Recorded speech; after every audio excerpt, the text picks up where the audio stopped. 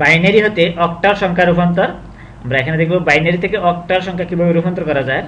আবার binary two octal যেই পদ্ধতিতে, ঠিক এই বাইনারি থেকে হেক্সাডেসিমালে একই পদ্ধতিতে, শুধুমাত্র অক্টালের ক্ষেত্রে 3টি বিট হিসাব করে, আবার এই হেক্সাডেসিমালের ক্ষেত্রে এই 4টি বিট হিসাব করে, বাইনারি 4টি বিট হিসাব করে আমরা এই রূপান্তরটা করতে পারবো।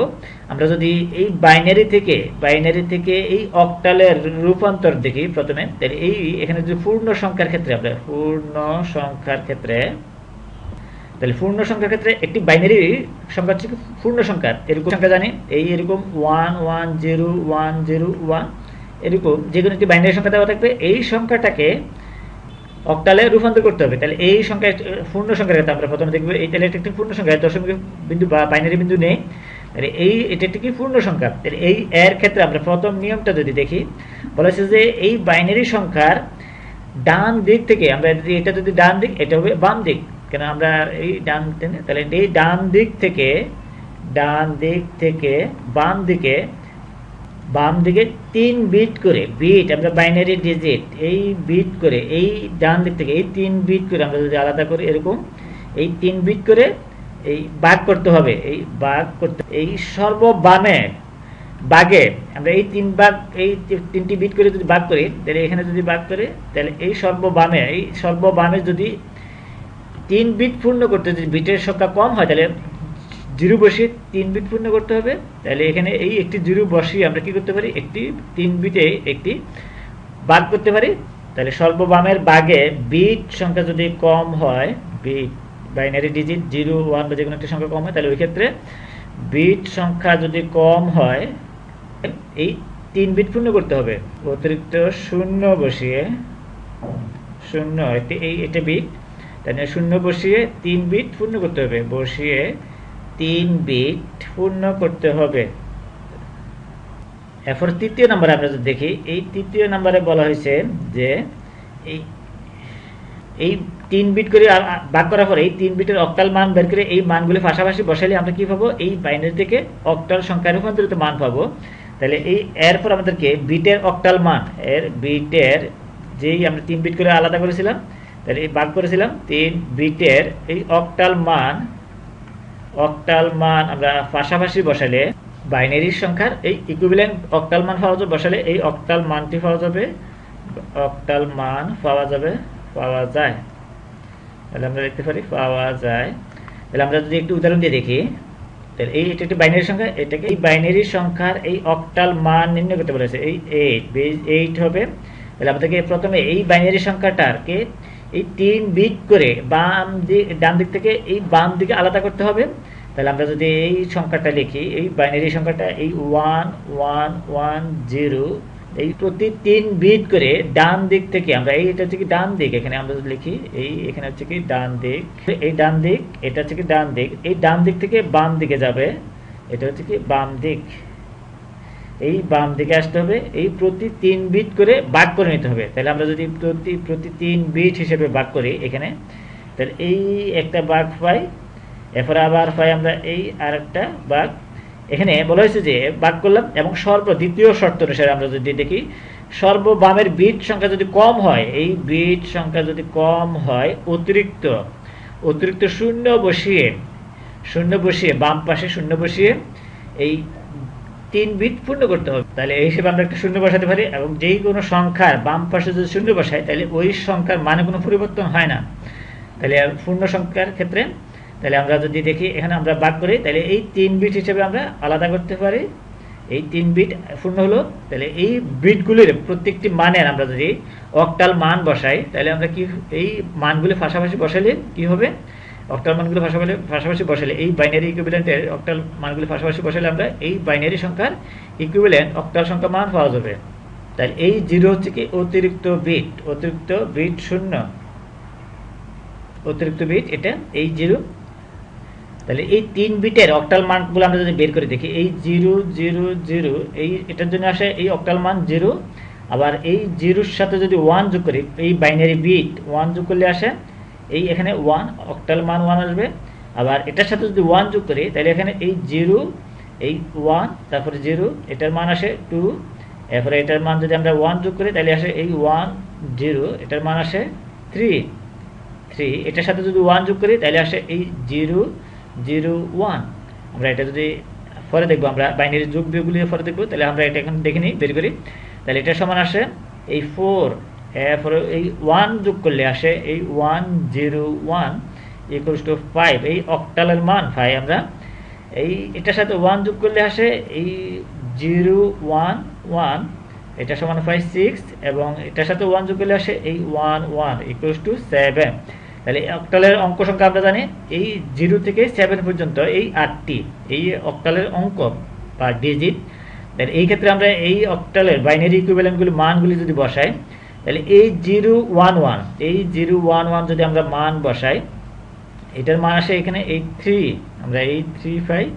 তাহলে এইটা ইকুয়ালস টু আমরা এই 3 বিটের জন্য যদি অক্টাল মান বসাই, তাহলে এটা আসে কত 3। এরপর আমরা এই 101 আমরা যদি লক্ষ্য করি, তাহলে এই এখানে আসে এই 101, এটার মান আসে কত এই 5। তাহলে এই ইকুইভ্যালেন্ট মানগুলি বসাইলে, এই মানগুলি পাশাপাশি বসাইলে আমরা কি পাবো, এই বাইনারি থেকে অক্টালের মানগুলি পাবো। এরপর আমরা যদি 101 মান বসাই, তাহলে এটা আসে এখানে কত 5 এটা। এরপরে আমরা বলেছি যে এখানে এই 0, আমরা এর বামে এই 11 ডানে, তাহলে 0 1 1 এটার মান হচ্ছে কত 3, এইটা সমান এখানে আসে আমরা 3 5, আমরা এটার থেকে পাই এই 3। তাহলে এই মানগুলি যদি আমরা পাশাপাশি বসাই দিই, তাহলে এই মানগুলির ইকুইভ্যালেন্ট হচ্ছে কি এই বাইনারি ইকুইভ্যালেন্ট এই অক্টাল মান। তাহলে আমরা যদি পাশাপাশি বসাই, তাহলে এটা আসে এই 3 5 এই 3, তাহলে এটা বেজ হবে কত 8। তাহলে এটাই আমাদের অ্যান্সার। তাহলে এইভাবে আমরা কি করতে পারি, বাইনারি সংখ্যা হতে অক্টালে রূপান্তর করতে পারি। তাহলে আমাদেরকে এই পদ্ধতিতে মনে রাখতে হবে। আমরা প্রত্যেকবার কি করব, পূর্ণ সংখ্যার ক্ষেত্রে এই ডান দিক থেকে বাম দিকে 3 বিট করে আলাদা করব, কেননা এই 3 বিটের অক্টালের মান আছে। এই মানগুলি বসাইলে, আমরা এই মানগুলি পাশাপাশি বসাইলে আমরা এই বাইনারি সংখ্যার অক্টালের রূপান্তরিত মান পাবো। এবং সর্ববামের যেই গ্রুপটা হবে 3টে বিট করে, এখানে একটি বিট থাকতে পারে বা 2টি বিটও থাকতে পারে। তার যেই কটা থাকে বাকি 3টি পূর্ণ করার জন্য আমরা 0 2টি বসাইতে পারি বা একটিও বসাইতে পারি, তাহলে এর মানে কোনো পরিবর্তন হবে না। তাহলে এইভাবে আমরা কি করতে পারি, এই বাইনারি হতে অক্টালে রূপান্তর করতে পারি। এরপর আমরা ভগ্নাংশের ক্ষেত্রে, আমরা এখানে দেখেছি কত পূর্ণ সংখ্যার ক্ষেত্রে, এইটা হচ্ছে কি পূর্ণ সংখ্যার ক্ষেত্রে আমরা এই পদ্ধতিতে কি করছি, এই ডান দিক থেকে বাম দিকে। আর ভগ্নাংশের ক্ষেত্রে হবে এই বাইনারি বিন্দুর পর থেকে এই বাম দিক থেকে এই ডান দিকে। তাহলে আমরা প্রথমে এই 3 বিট করে আলাদা করতে হবে। তাহলে আমরা যদি লিখি এখানে এই 1 নম্বর নিয়মটা, বাম দিক থেকে এই ডান দিকে। পূর্ণ সংখ্যার ক্ষেত্রে হচ্ছে এই ডান দিক থেকে বাম দিকে, কিন্তু ভগ্নাংশের ক্ষেত্রে অর্থাৎ বাইনারি বিন্দুর পর থেকে এই বাম দিক থেকে ডান দিকে 3 বিট করে ভাগ করে নিতে হবে হয়। তাহলে সর্বডানে, তাহলে এই 3 বিট করে ভাগ করার পর সর্বডানের ভাগ যেই ভাগটা হবে, ওই ভাগে যদি 3 বিটের থেকে কম হয়, তাহলে এই অতিরিক্ত শূন্য বসিয়ে 3 বিট পূর্ণ করতে হবে। তাহলে প্রয়োজনে ভগ্নাংশের ক্ষেত্রে এই সর্বডানে আমরা দশমিক বিন্দুর পরে অঙ্কের যে সংখ্যা থাকে, ওই সংখ্যার পরে যদি আমরা শূন্য বসে, তাহলে ওই ক্ষেত্রে এর মানে কোনো পরিবর্তন হবে না। তাহলে সর্বডানের ভাগে 3 বিটে কম হলে অতিরিক্ত শূন্য বিট বসিয়ে 3 বিট পূর্ণ করতে হয়। অতিরিক্ত শূন্য বসিয়ে 3 বিট পূর্ণ করতে হয়, কেননা আমরা 3 বিটের এই অক্টাল মান ধরে আমরা কি করতে পারবো, এই অক্টাল মান বসাবো, 3 বিট পূর্ণ করতে হয়।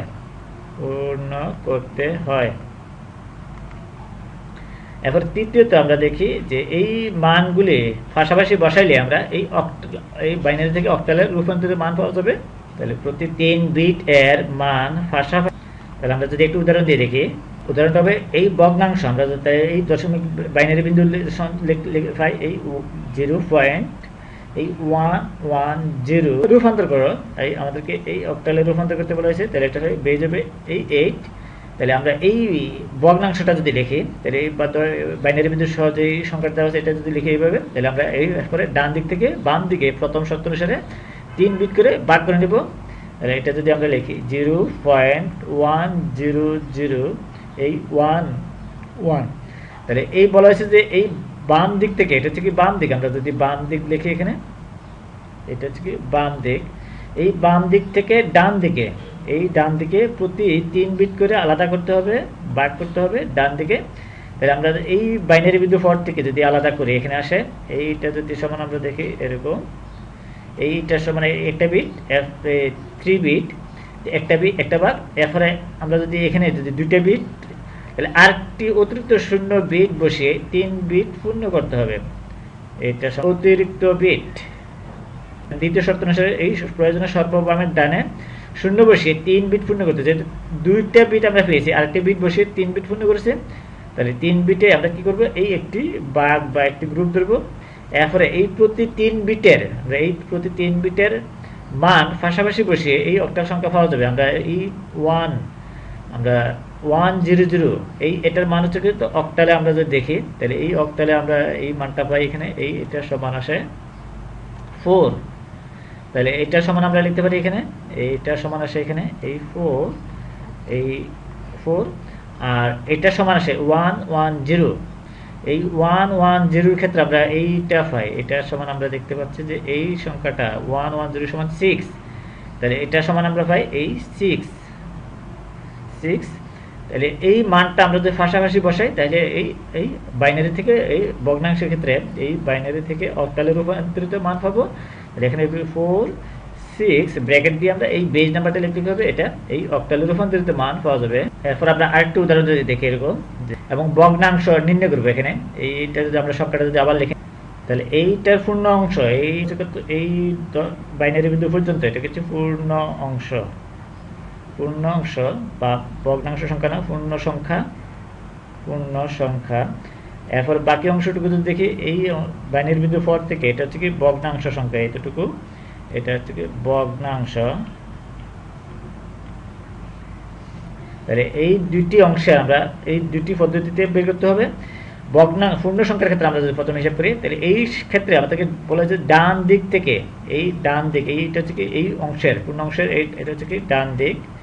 এই ডান দিক থেকে বাম দিকে কি করতে হবে, প্রতি 3 বিট করে আলাদা করতে হবে, ভাগ করতে হবে, গ্রুপ করতে হবে। তাহলে আমরা যদি গ্রুপ করি, এই 3 বিট এটার জন্য এই একটা বিট,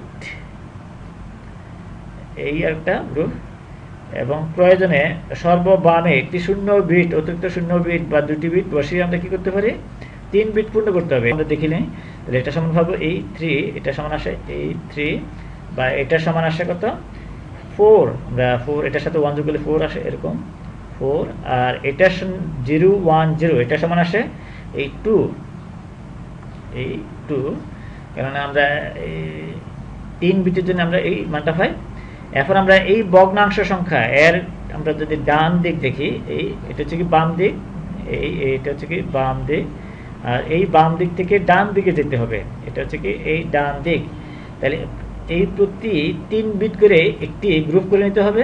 তাহলে আমরা এই বাম দিক থেকে ডান দিকে ভগ্নাংশের ক্ষেত্রে, তাহলে এটা যদি এইভাবে করি এই অর্ডারে, তাহলে এটা সমান আমরা পাই একটা গ্রুপ।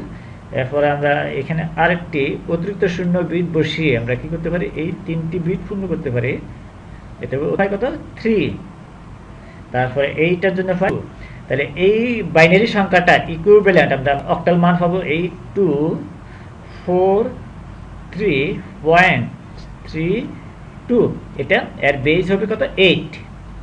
তাহলে এটাই আমাদের অ্যান্সার। তাহলে আমাদেরকে মনে রাখতে হবে যে পূর্ণ সংখ্যার ক্ষেত্রে একরকম এই ডান দিক থেকে বাম দিকে, আর ভগ্নাংশ সংখ্যার ক্ষেত্রে এই বাইনারি বিন্দু পর থেকে এই বাম দিক থেকে ডান দিকে আমরা গ্রুপ করে 3টি বিট করে গ্রুপ করে ভাগ করে আমরা কি করতে পারি, এই বাইনারি থেকে অক্টালে রূপান্তর করতে পারি। এই যেহেতু অক্টালে, এই ক্ষেত্রে 3টি বিট করে আমরা আলাদা করব, আর যদি হেক্সাডেসিমাল হয় তাহলে 4টি বিট করে আলাদা করলে আমরা কি পাবো, এই বাইনারি থেকে হেক্সাডেসিমালে রূপান্তর করতে পারবো।